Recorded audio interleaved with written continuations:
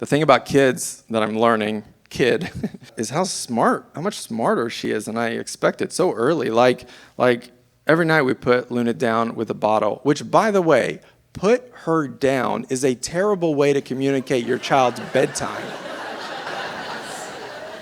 She's learned that there's a Nest Cam in her room that we can see her with. And so the other night, about an hour after she's supposed to be asleep, I look at the Nest Cam, and she's just holding the empty bottle towards the camera. Like this house has bottle service or something. I mean, it worked. I will say this, there are things people don't tell you.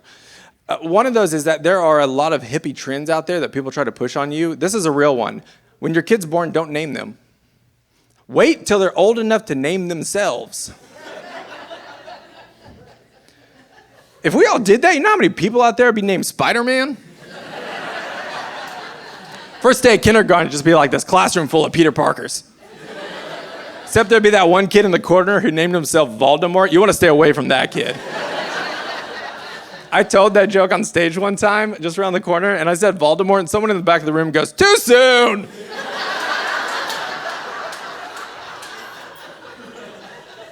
I'm sorry, sir, are you mourning the death of a fictional wizard?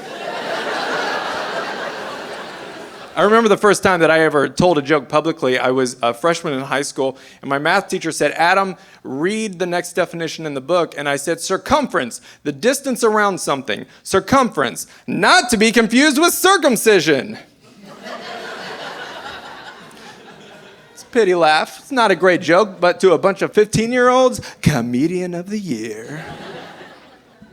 There was this really hot girl sitting next to me, and she leaned over, and she's like, "You're pretty funny, Bush." I lived off that emotionally for a year.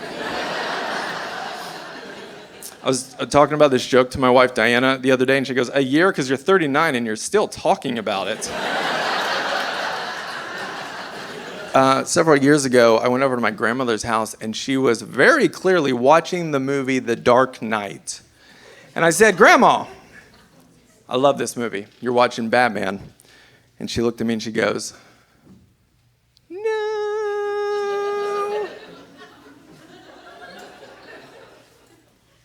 This is a movie about that detective fellow." I said, "Yeah, Grandma, that's Commissioner Gordon. He's Batman's friend.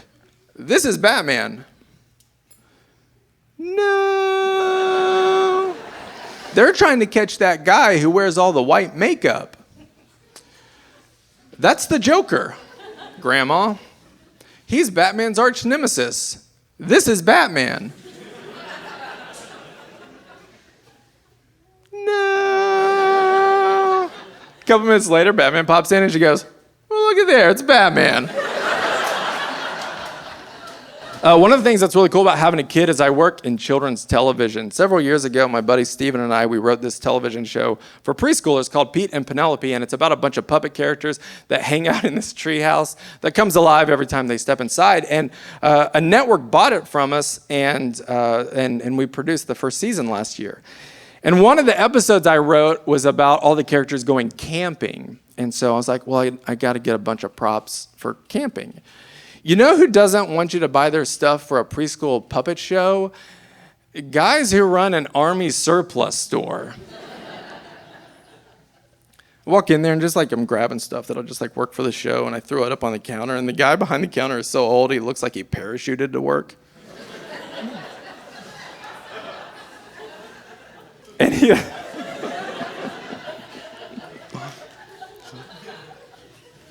And he looks at me and he goes, "Why are you buying this?" Which is an amazing question for any retail establishment. I can't imagine going to Target to get some toilet paper and they're like, "What are you doing? Get this out of here. You get out of here." He picks up this little green pouch and he goes, "Do you know what this is?" And I said, "I don't." He goes, "This is a medic's bag.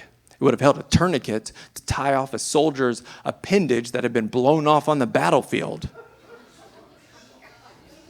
And I was like, "Cool. I'm going to make it a hedgehog's backpack."